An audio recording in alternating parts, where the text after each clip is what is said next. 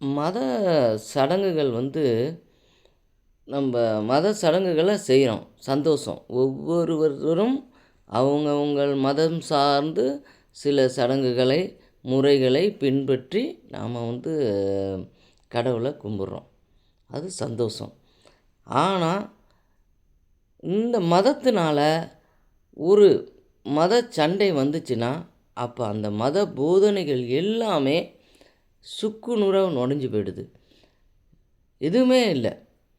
ஏன்னா மதங்கள் சொல்வது, ஆன்மீகம் சொல்வது எல்லாமே அறத்தை தான், அன்பை தான்.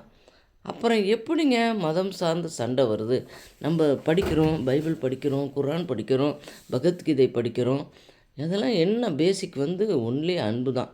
அப்படி இருக்கும் பட்சத்தில் உன் மதமா, என் மதமா அப்படிங்கிற சண்டை எப்படி வருது?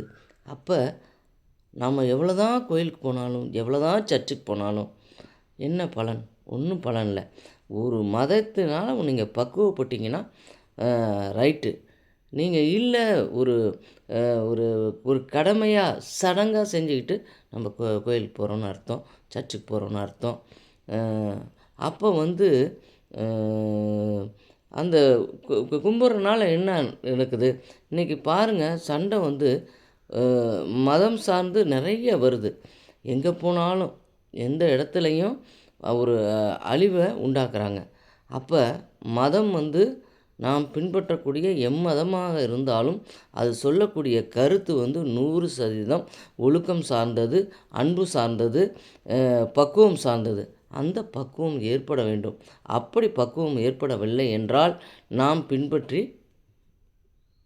பின்பற்றுவதனால் எந்த ஒரு துளி கூட பிரயோஜனம் இல்லை.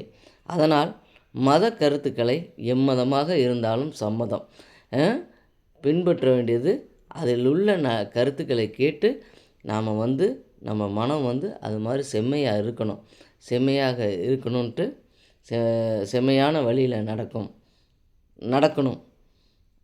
அதுதான் நம்ம ஒரு ஆன்மீக பாதையில் செல்கிறனால உலகுக்கு நல்லது. Okay, thank you.